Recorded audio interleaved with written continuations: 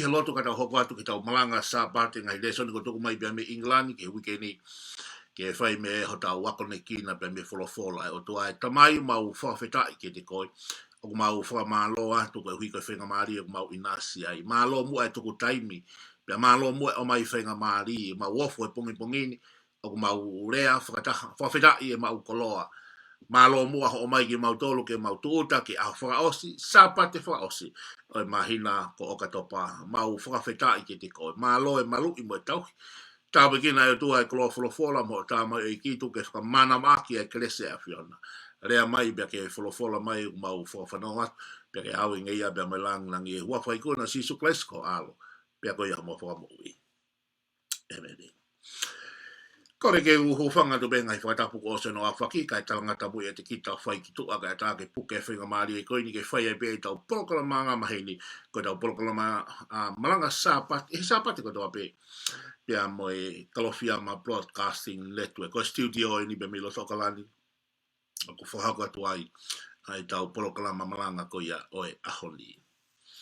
Ko reso ni ko lute pake bahana ulaki bes ulaki ki he taha malu, he pelu bagai bahi hono hiba be taha ki he hofulu mawha, ma ke bahi taha wa koe vesi ua balu ke vesi ko i hono tolunga fulu mawha.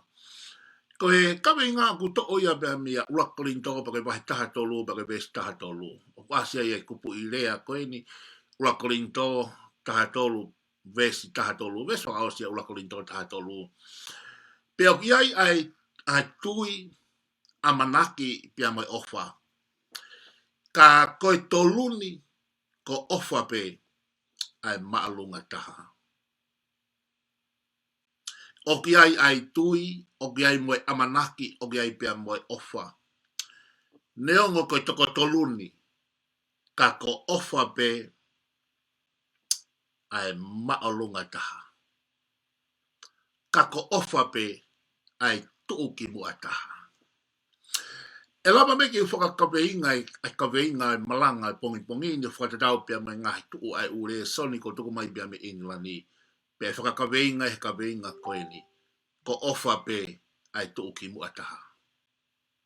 Love is the greatest.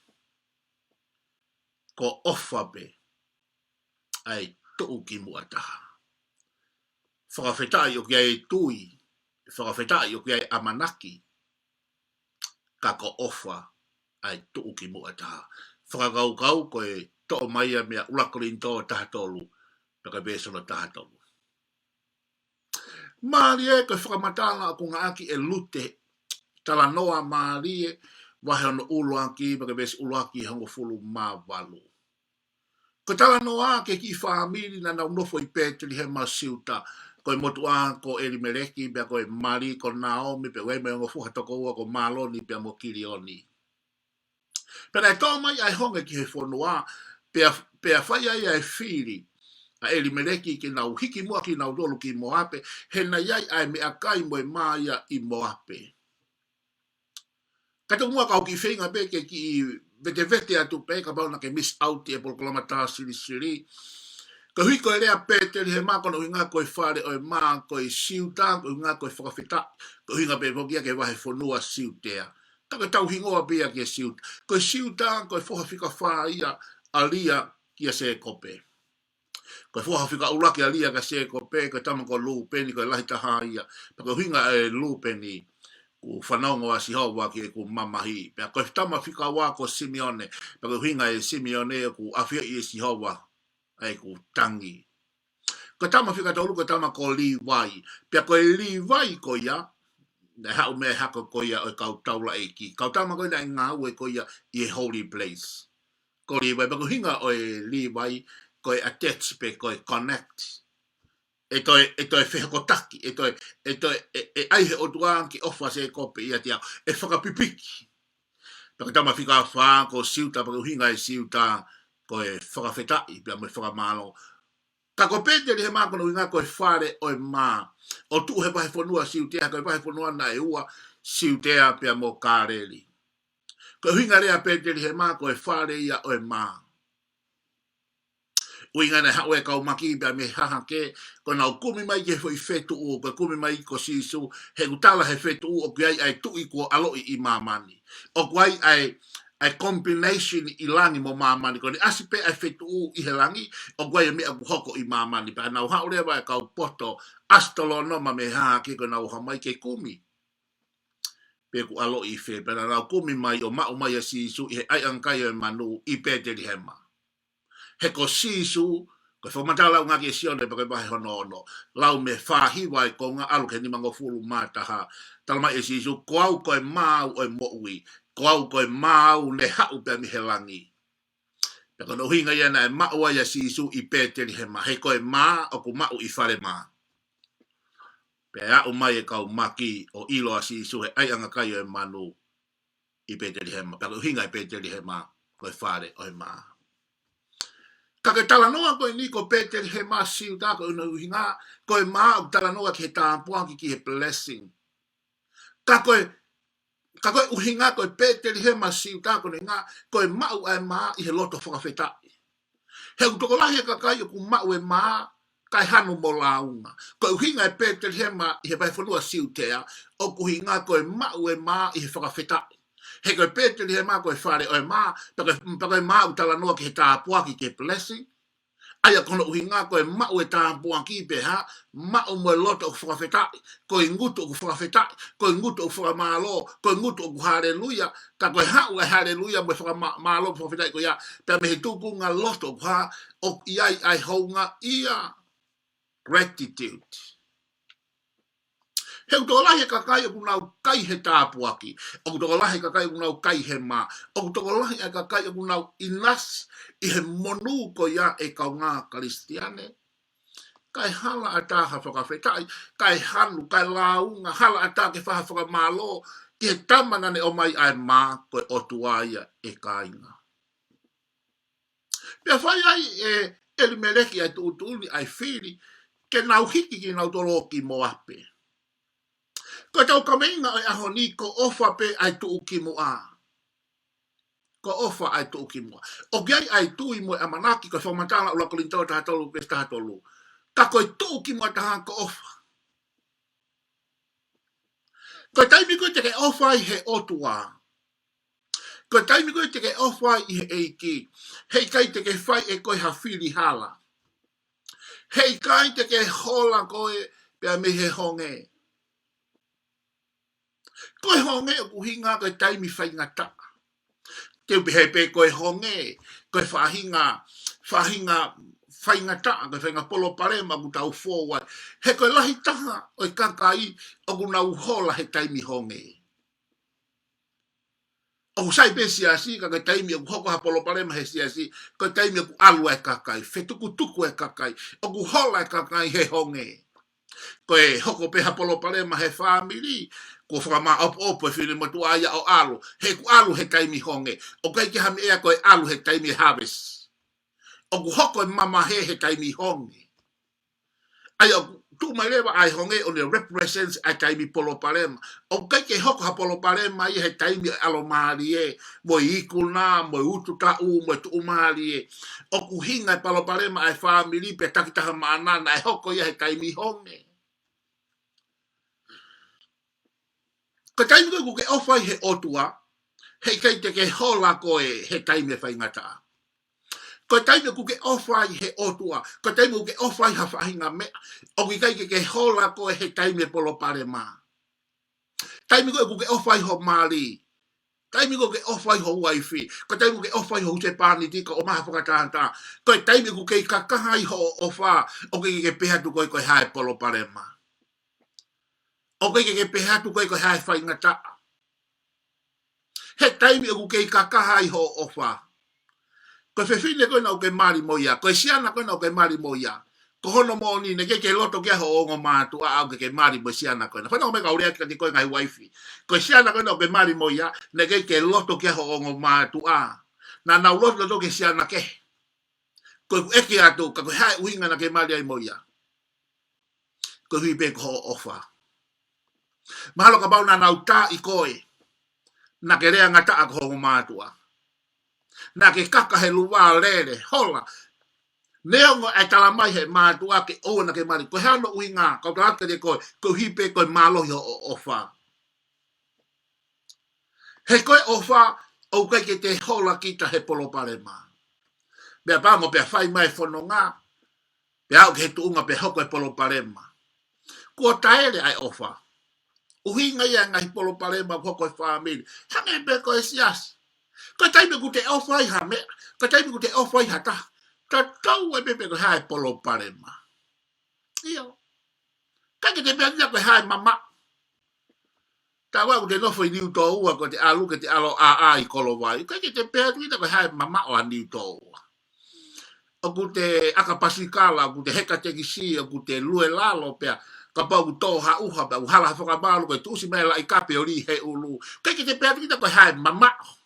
Tai ke pia kita ko hai whaingata, he taime ku ke ofai.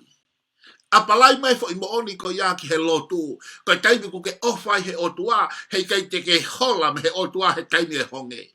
Mea pango ko toko lahe kakai whakaholo mui, foki bea mi he eiki, ko uhinga pe ko ha, na ia e honge, na ia e polo parema. Kau tau wako he re so ni ko ini, ko taime te ke ofai he otua, he kai te ke hola he honge. Koe ua, koe temi te ke ofai he otua, he kai te ke whai e koe ha whiri hala. Koe hoi whiri hala na e whai e eri mereki. Pea koe mea pango ia koe hala e ne whiri, pea mui mea e whine motua ko Naomi, pea mui mea mo e whanau ko Maloni mo Kirioni. Whanau mai ka urea ke te koe ka pau koe tamai koe, koe ulu koe o e whamiri, o ku mahu inga ke tolu ho whiri mo ho whai tūtū ni. He ko ho whai tūtū ni e wesi ai e mari mo e whanau. Koe whai tū te ke loto ke alu ki ai, pea ke ke alu toko ta, ka ku ke alu ki ai, alu mo e mari, alu mo e whanau. Pea ka pau o ku tonu e whai tū ko ia, koe monu ia e mari mo e whanau. Pea ka pau o ku hala e whai tū ko ia, koe whaka ofataha koe mari mo e whanau, he koe mui noa, koe mui pe i ho taki. O ku mahu inga ngahi tamai mo e ulu o e whamiri. Pe koe ulu koe o sias, koe whaiwhikau koe, koe tīkoni, koe se tuat, koe halaka ngā taki o siasi, pe koe piso, pe koe pāte, koe hatu ngā taki o siasi, o mau inga ke tonu ai decision. Ka mau ke tu ngā taki koe o whonua, ku mau inga ke tonu, mau inga ke tonu. He ka pau e hala, se o loto ki he kakai o kunau mui mai, koe koto whaka ofa kotoa. Ka o ka pau te ke ofa he otua, hei kai te ke whai e koe whiri hala. Pea koe whiri hala kana e whai e mereki, kone make ai decision lolo tonga kuto ai honge. Koe whare i ene kau tangata pāte i whare i he moui. Oua na ke whai tu uni ki ha mea, lolo tonga ai hoko e polo pare mako ia. Lolo tonga to ai matangi, oua na ke whai tu uni, lolo tonga to ai matangi, tatari ke malona ai matangi. O reba ke osia e honge, ka ke toki whai tu uni. Koe taime ku ke whai tu uni, ai lo tonga hoko e polo pare ma. Pe se te hiwa poi ni hiwa e ne hala. He ku hala, koe hiko o whai tu uni, because you make a decision during the storm. Koe whare i e kau tangata, whare i he moui. Tatau ki he whamiri, tatau ki he siasi, tatau ki he pisinisi, ka pau ku ke ita he api ngā ue, ka pau ku ke area ba mo formeni, be ko supervisor, be ko CEO, oua na ke whai tu uni he lotonga ho ita. Pe ka pau mo whelau aki, e whine motua mo, motua i api, pe mo ke, pe mo ki makuku, o rewa ho whai tu uni ki he whamiri, he gulo lotonga to ai matangi, o rewa ke osi. Tatari ke malona, he te ke whai tu uni i ho ita, te ke whai tu uni o kuke kona, te ke whai tu uni o tonga to ai matangi. Ka ke taimi aku malona i e loa, te ke toki pehe kaneu, ke tā kane. Ka ke taimi ko te ke ofai he otua, hei kai te ke whai e koe ha tu uni mo whiri hala. Ka taimi te ke ofai he otua, te ke whakaongo ki he otua, uhinga rea e rimere ki ko otua a hoku tui. Pea ko uhinga ai otua ko hoku tui ko hea, e tui ai otua, e pūre ai otua, e ao niu ai otua. Ko e nia ko whai tu uni e motua, ko tu uni pe ia, ko pūre pe ia. He koe taimi u tau tālai ko otua ai tui, ka o se angepa e la pe he tu i o whakalang he tu i ka ke whakarere pe e koe ho mo ui. Koe taimi te ke ofai he otua he kai te ke whai tu utuni ke te koe kai whai tu utuni ai otua he koe ai tu i. Whiri hala koe a tunga e ta e ofa he otua. Penau aluai ki Moape. Na o stala no atu ko Moape koe Malaia. Ko Moape koe tanaki anga uri pe soni whanawhano. Koe whamatala i a sāme ono noa pe sono fitu. Ko Moape koe fu pe soni whanawhano.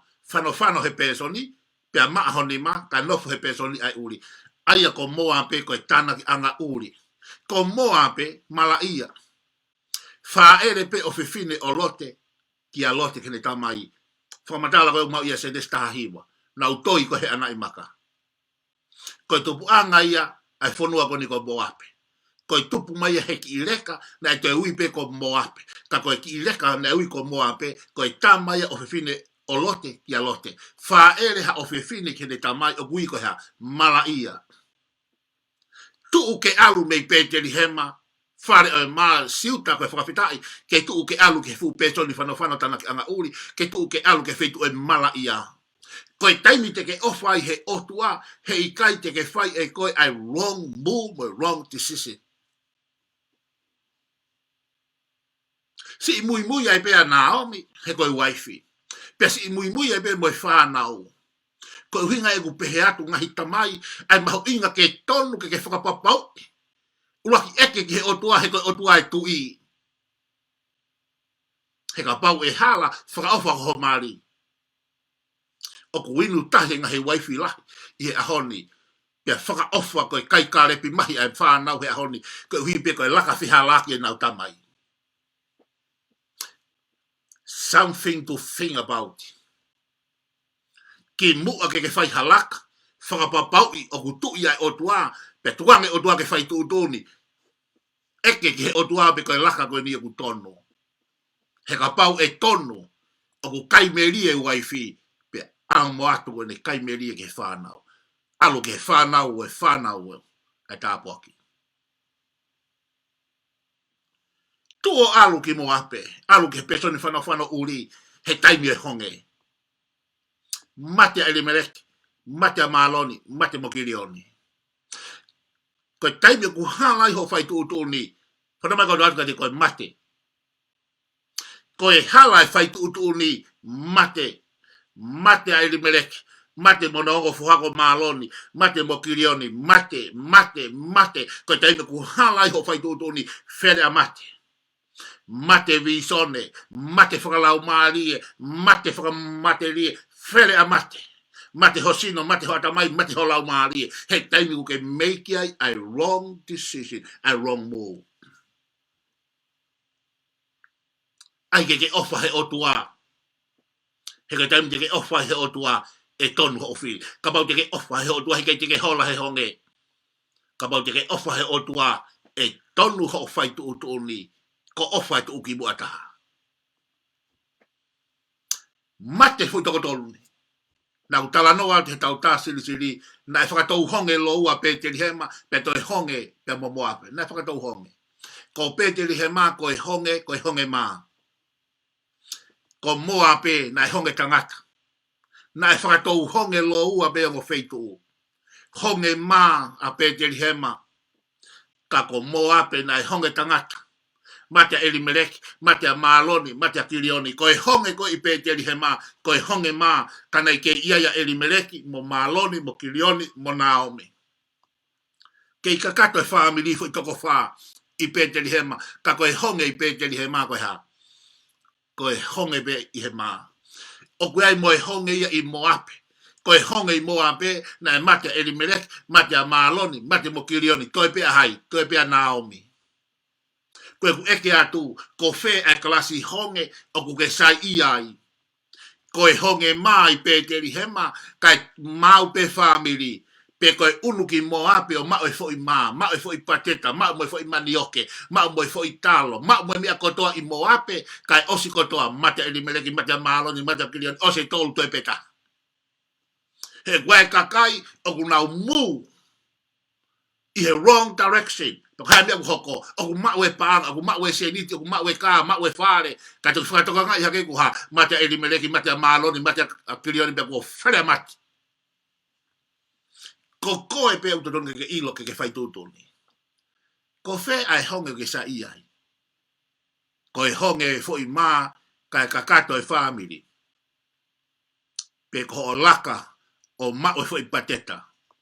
Kai tae aunga ko toi whami. Aruatu e motua i hake, pe aruatu lewa e whanau, i hifo moi tonga moi toke lau. Pe a efu katoa. Whanongo me iai a Naomi, ko toi a ahi ai otua i Bethlehem. Pe lewa e Naomi ki hende, ongo tama he whono, lute mo opa, ko au te whoki. Ko i taimi ku ke ofa i he otua, te ke whoki. Ko e taimi te ke ofa i he otua, te ke whai tu uni he whai tu uhana. Te ke toi whoki pe ke whai tu, na ke kamata mea. Mo tolo koe nā ku, mo ilo koe mea koe lao, mea koe whakauri. Ka pau te ke awhi hafo i awhi o kuhala, o ke he ai. Ke solowa ia ko toi whoki mai pe ke whai hala ko ia o aluai. Mahino ki a Naomi na e hala, ai laka na e whai. Pea toi whanongo ko toi a ahi o tuaki Bethlehem, pea ne whai tūtūri lewa ke ha ke whoki. Ko e taimi ku ke ofai he otua, o ku ke whoki. Ka ki lawe pe hai mamao, pe hai whehala ke whiri na ke whai, ka pau te ke ofa he otua, te ke whoki. Te ke whoki ki he otua, te ke whoki ki Bethlehem. Ka pau na ke whai halaka whehalaki, o te ke tō mui ke whai halaka au tonu. Ka bau na ke hiki me Bethlehem, o mamahe me he otua, malo pe ku ke whoki ki mamani, whakaholo mui, pe koe toi whoki ai kuri ki hene lua, pe koe toi whoki ai moui, e taimi te ke ofai he otua, te ke whoki. Pea koe whoki a Naomi, koe hiko ne whanongo kwa, o ku toi a ahi ai otua ki Bethlehem. Na iai pe taimia na e honge a Bethlehem. Ka ke whanongo mai, he kai ke li aki he otua, e toi a ahi. Hei kai ke hanga o tua oli aki koe. Tangata eiki fine eiki talavou fine mui whamiri moi sias. O ke ilo o tua e toi a ahi mai pe. Mahalo pe ai honge hoko he whamiri. Mahalo pe ku paku ka. Mahalo pe hapolo pale mo hoko he siasi. Pe alu e kakai me siasi he ai polo pale mo ai honge. Whanome ka tuatu ka te koe e toi a ahi mai pe o tua ki he siasi. Pe kone a ahi mai ke tāpua ki ke o mai ai maa. Mahalo pe na hapolo pale mo he whamiri. Pe whakakaukau e waifi, pe huse pani dike mawahe. Whanama ko tatu ka te koe, o te ke alu ona ke mamahe, e toi a ahi mai pe ai otua, pe ko teime ku ahi ai otua, kune ahi mai ke o atu ai maa, ahi mai otua ke o atu ai tāpuaki, ke inasi ai. Pe ko teu kuia ke alu, pe are anga Naomi ki alu te mo opa, mo fokia, maloi ofa, mo fokia, koe ni kuo matea maloni mo kirioni. Mo fokia malo au pit kwau te alu. Pe tala mai lewe whakamatala alu te wahe ulaki be sulaki taha alu. Pe a hiki hake honare o tangi. Pe na whakatou rea pe. Ke Naomi ikai te mamui mui pe. Pe na utu rea o mabahe. Tamata lewa na ufononga koe alu kiwi. Pe te lewa. Na wawatu ke he matani kolo koe whakarea tu oua mai a Naomi. Toi whenga Naomi ki aike kiria, pe ma Naomi ongo whewhine, malo mua ho mo ofa. Ka mo whakamore mo foki. Ko au ko mo tua. O keke te aha tama i hoku mana ma. Pe hei keke u toi mari, pe ka pau te u mari, pe au toi wheitama hu whanga whakatapu, pe au whanau i ai tama. Ko mea ni te motari ai pe ke tupu hake ki tama o fuulahi ke mari. He ka pau e tupu hake ki tama ia o fuulahi.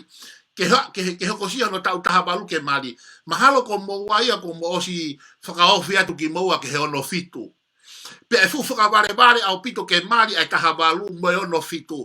Ko iai o opa mo lute, malo, ka moa, malo au pite ofa, kou hounga. Na e tō atu homo ofa ya malo ni mo kirio ni, pe a ope ma homo ofa ki au koe whae he whono. E lute mo opa, mo fokia, he ukeki te hatama ia hoku manama.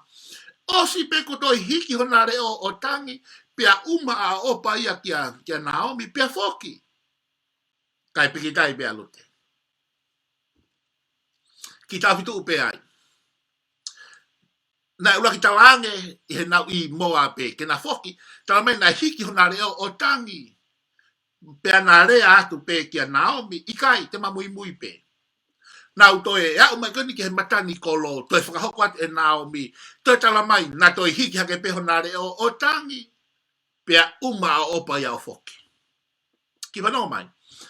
Koe taime koe kuke ofai he o tua, o ki kai koe tangi.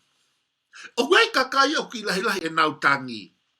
Hake peki mea o tangi, hake peki mea ka malanga o kutangi, ka rea o kutangi, ka lotu o kutangi. O koe kalasi o kumawhiri tangi.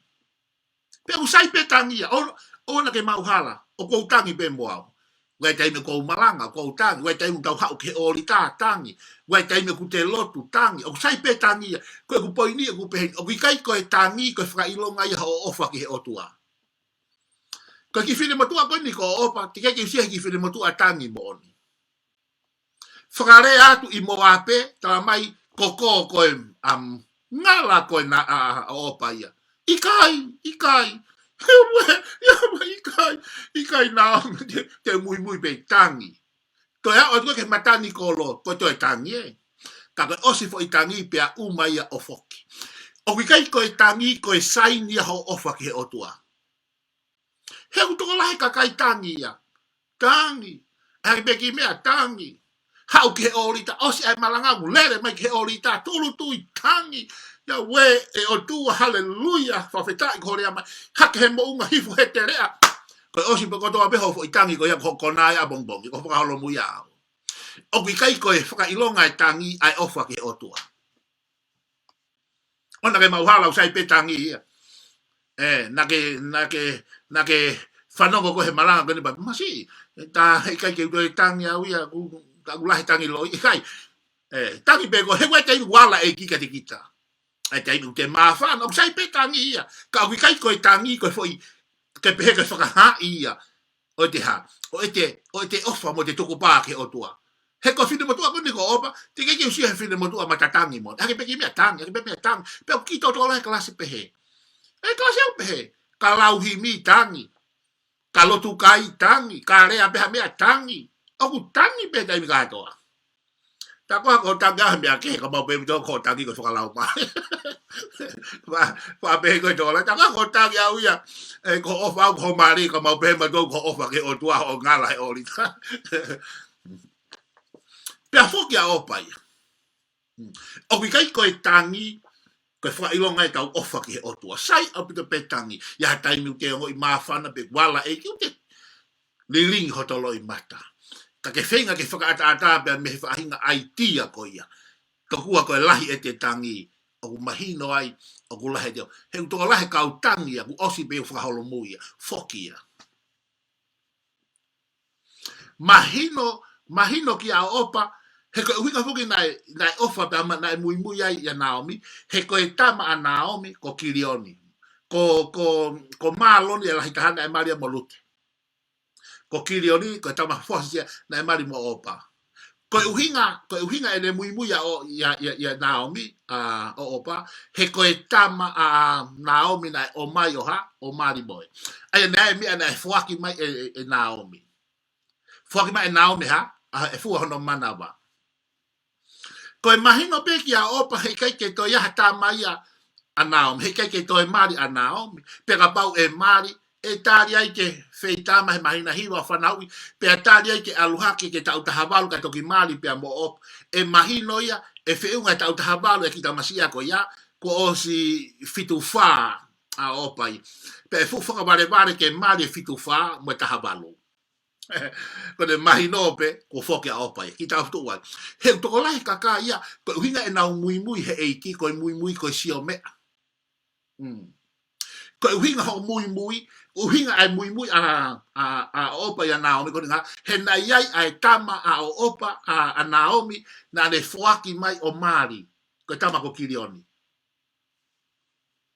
O ku toko lahi e kaka ia, ko hinga e nau mui mui ko he eiki e kuha, o ku nau sio mea, o ki ai e mea te nau mao mi ai. Ko hinga e ne mui mui he eiki, ko fie mao e sila, ko fie mao e green basket, ko fie mao ai position, i tonga gui ko green basket, i New Zealand o ku ia ko e white chili pin, ko fie mao lakanga, ko fie mao koloa, ko fie era mo, o toko lahi kaka ia, ku hinga e mui mui ki he eiki, he ki ai e mea ku mao me ai.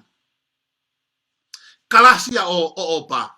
Koe mahino pe ku hala kei toi mau hamea. Koe mahino pe hei kei te hatama he manawa o Naomi ke mari moia kone fokia. Koe o koe kalasia pe koe mui mui he lotu, koe mui mui ko sio lakanga kone mahino pe hei kei no lakanga kone alu anaia.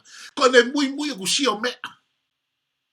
Ia kalasi taimi ko i tong aku hua ke kisias. Ta kwa ko hinga ne hu he kisiasi he ku teu ke ha e fo itimi kisias ko ke ha ki muri. O mi ki nusila asleri amriko na ha e fo itua. Pa ko hinga ne afe atu. Ko ne afe atu pe o mahino ke kau he fo itimi tua ko ya ko ne alu ana mama. He wai ka kai pe he o ku mui mui e ka kai ku ya me o ku ma o mai. Ka pau e ke hasila he ni ko mama he ka pau ke ha green basket ka pau he ke ha ku position he ni te wiki au. He na huma ya he na ya na faamu na pepe te fai hiva ki na pepe te se tuata ma kon ko se fili hala ma lo au pito te fitu tu ka to ki kai na ko ke feinga ma lo pe na ku ti kon ya ma lo pe na ku taki hiva he alwe ka kai ko hi ko me na ma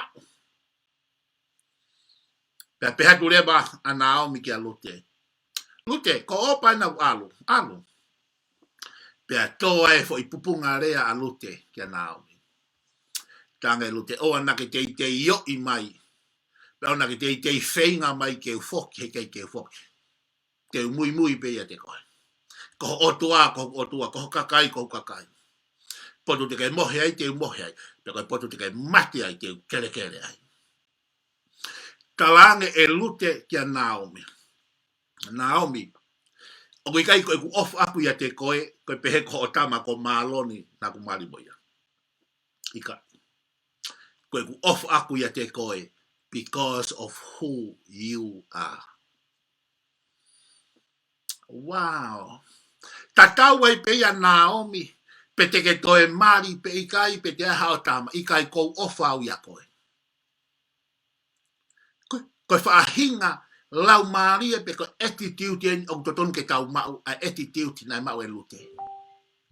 O toton ke pehe kau mui mui ki he eiki e kau ngā kristiane. Lakanga pe tae lakanga. Kau mui mui pe. Mari pe tae mari. Mui mui pe. Green basket sila. O tu mua peko e hape ha mea. Mui pe se tuata pe ke se tuata. Fai fekau pe ke fai fekau. Ti koni pe ke ti koni. I will follow Jesus. Fai tu pe te au ke tiu. Au totonu ke pehe e kau mui mui. Koe kalasiko e ko o opa. Koe kautama mui mui sio mea. Ko hinga be ko mui mui Naomi he na iai ho tama na e mari mo au. Mahino be ke jau o ke te hao tama ki o mai. Mahino be ke jau o ke te hao mea te ke o mai ko alu ako. Ka ko lute wow. To atu. Fahinga mui mui o ke peisia I ha mea. Ka ko peisi pe he ofa. Ko ofa pe alute. O inga e talatu ka pau te ke ofa he otua, te ke mui mui pe he otua. Lakanga pe tae lakanga te ke mui mui pe. Mo ui rei mo e maha maha ki te ke mui mui pe. Masiwa pe tu umari te ke mui mui pe. Kike haka pe hamo te ke mui mui pe huai he ku ke ofa he otua. Koe taimi ku ke ofa he otua. Koe taimi ke ofa I haka. Koe taimi ke ofa I ha mea. Ka tau wai pe hala tau he mate pe mo ui. Ka iai hoku eiki te mui mui pe. Kaka he mounga, hifo he te rea, te ukei mui mui pe. Tuko e mui mui sio mea. Tuko e mui mui hange ko o opa. Ko e hinga beho o mui mui, he koe e ne tama ke mari mo koe. Ta koe mahino behe ke lava e mari, ko alu ia au. Tuko e mui mui sio ki ha mari. Mari pe tae mari, whanau pe tae whanau. I will follow Jesus. Hallelujah. Mui mui be. Ya que os ilo pe koe halanga tala noa. Tō atu ki Bethlehem siuta. Mariai alute mo poas ko fu milionea ia o Bethlehem. Fanau ia tama ko o peti. O peti kia sese. Sese kia Tevita. Ko Tevita e tu Israeli. Halanga monu pe hawai hako si sukalaisi. Kabau pete ke ofa he otua. Pe ke mui he otua. Tatau e peha mea. Ki talat ke te koe. Ona ke mui he otua ko sio mea. Ona ke te mui he otua ko sio lakanga pe koloa. Mui he otua ke maino ke ofa he otua. Ka ke sio he tāpua ki. Na e pehe e Bethlehem e Maria poasi. Moha fine mui. Moha tāpou. Kai pātu e tala noa. Oku Maria tu Maria mo milionea. O Bethlehem pe mo fine mo tu Mari. Oia we. Ai fisi ia. Ai kakayo Israeli. Taka pehe atu. Toi Mari mo fine mo tu. Na o si Mari ki mua pe mate hono Mari. Taka pehe atu. Fine mo tu mei fe. Pate pehe atu. Hau mei. Moape. Malaia. Peso ni fano. Ka koe halanga ia mea koe monu ia. O tatau e bebe koe ha ai moape, koe ha alunga, koe ha famili, koe ha matakari moe ha anaki hao mea ai mala ia. Pesoni fano ta anaki uri. Kau pau te ke ofa he otua pa ke mui he otua. O malaba ke hanga he otua o whakaririu. Ai mea anaki hao mea ai. O kau alute ia he tohi o hoko si sukalaisi ia mātiu wahana uluaki. Ka toki mea e kui koe.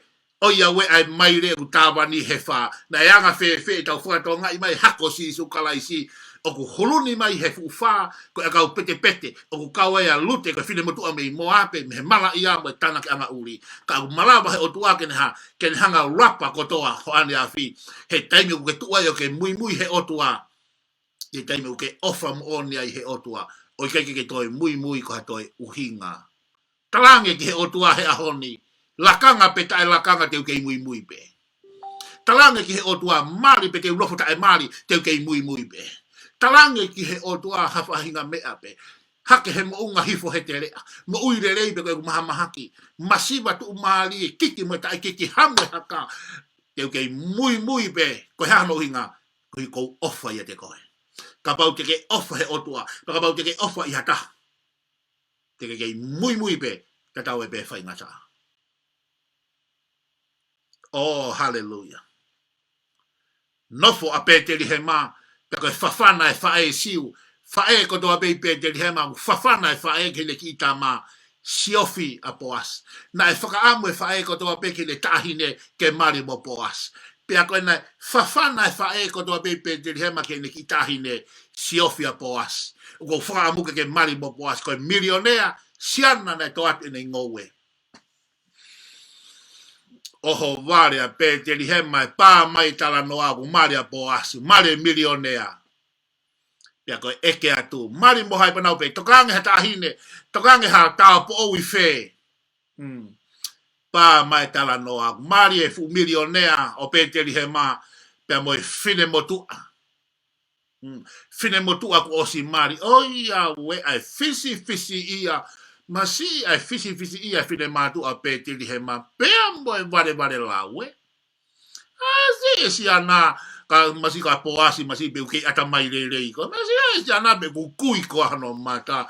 E to ko lahe ka fine mui ka tapo o we. Masi ka tu pe we ke fine me pe fine motu ai Bethlehem. Masi ka to ki alo fine motu a me mo. Be hoia we si ana masi pe uke ata mai rei ko e fu milione. Ka ke fana me ko dal ka ko okay ilo otua to ato. E toki vare lawa e pe kakai. Vare lawa e pe kakai ko nau meheka ki a koe. Ko ke mari ko me fu milione. O te toka tu ko ke pe ke vare lawa nau asi mahe Facebook a mo e lau mo ha o te toka koe. E ku ke tane koe. E koe otua hoki o ku fai business he university. Ofa he otua. He kai te ke hola he honge. Ofa he otua. He kai ke hala ho fai tu he te ke whakaongongo. Ofa he otua pe ke foki. Ka pau te ke ofa he otua te ke mui. Hala tau he mate pe moui. Te ke mui pe. Ko he ano inga. He ku ke ofa he otua. He pelu wai hiwa. Tā taha ki he taha wha. ka pau te ke ofa he otua o kai betia tahai e tatau. Ko hinga fo matala ta mahiki tohi wa hiwa o he pelu taha ke taha wha. O ku sayang ya sisu, o ku lereyang ya sisu he ku hua tio ngau he langi, kai ngau e futau lagi lahia ife imamani. Sayang ya sisu ya ku hua tu ia. Pako ne hua tu ya ku hua tio meha mohono toto ona. Ko e tama ya ko ku hua tio he tapani kare imamani ne ngahe ni matangata, ka ku hua tio mo e toto ia o monomanu. O sayang e tama ko ku hua tio he mohono toto. Ko e tama ko ku hua tio meha mo e toto kehe. Huia ke holy of holy. Huia ke ito ta pe he tau he day of atonement. Ka hu to ta ko tama ko ha o ku iai ma uai pe. Alwa pia mo no toto. Alwa to mo toto e pulu. Wow. Ka be hele ba ta mahi to. Ka ko toto ko e pulu ko ufi ufi. Ko ta ta o si su ko ko e fufulu o ta wang ha. Ka ta mahi ta mahi to ka he pelu. Ko si su ka lai si ko e malunga ta hai. Ka pau te ke ofa he o tua. Ko otua, ko sisu kalais ai maalunga taha. Kai ke te ha mea tatau, there's no one like him. He taimi ku ke ofai he otua. Kai ke taha tatau mo sisu. Kai ke te ha taha. Maalunga pea sisu he tau lagi lai. Maalunga he kau tau lai. Maalunga he kau faris, kau satus. Maalunga sisu he palestine si sekretari. Maalunga sisu he faife kau piso pe patere. Maalunga sisu ya tu powono ko paremia ko ho e. Maalunga he paremia Nusila, paremia o Australia, Palestine Amerika. Moha toi taki pe mama ni ko sisu e maalunga taha. Ko sisu e huafa lahi kai hanoa. Hala taha ke tatau ha taha ke kakunga. Ka pau te ke ofa he otua. He kei peki te ataha ia kene toi hanga whakauawa. Ako make. Make, baka iwa taha wawe si wawalu i he tolu fulu maafa. Whea o whekau. O ko lahi taha ia e whekau. Pea toa tu pea e whehu iwa tali mai si tu. Kei ofa ke he otua. Aki ho atamai, ho laumari, ho malohi hoiwi. Kotoa. Ke ofa ki o kau ngā api, hangai pe ko ofa ke te koe. Fo i rea koe ofa, koe fo i rea ia ku tau na koneki ai. Ofa ki he otua, ofa ke kau ngā api. Ta koe fo i whekau e ua ko ia. O ku tau ko toa ki ai lao, mwe whono. Koe ofa. Ka pau te ke ofa he otua, he kei te ke toi ai ha otua ke ua aki. Ka pau te ke ofa ki he otua, te ke whakaapa ki he otua. Ka pau te ke ofa he otua, te ke whai e mea ke fia ke hoi fua e otua. Pe ka pau te ke ofa i ho kau ngā api, hei kai te ke tāmate, hei kai te ke kaiha, hei kai te ke whakapō, hei kai te ke manu, ka pau pe te ke ofa ki ho kau ngā api, everything is okay. Koe palo parema o mamani o ta iai, koe ha, ko i kai ke ha ofa. Koe taimi o ku mōrea ho ofa ki he otua, te ke whai e mea, ke mamahi ai otua. Koe taimi o ku kai ke ofa i ho kau ngā api, te ke tamate i kau ngā api, te ke kaiha me kau ngā, te ke manu, te ke whakapō, e lahi mea te ke whai ke kau ngā api. Ka o ka pau te ke ofa he otua, pia ke ofa he kau ngā api, koe kiwe te he whikawa sisu, koe whirea koe ofa. Ta koe tari ki he whonua, koe ofa. Koe tari ki he polopare mai siasi, koe ofa. Koe tari ki he polopare mai family, koe ofa. Ka omi pe ai ofa ki he whonua, pia whaka ofa e mea kotoa.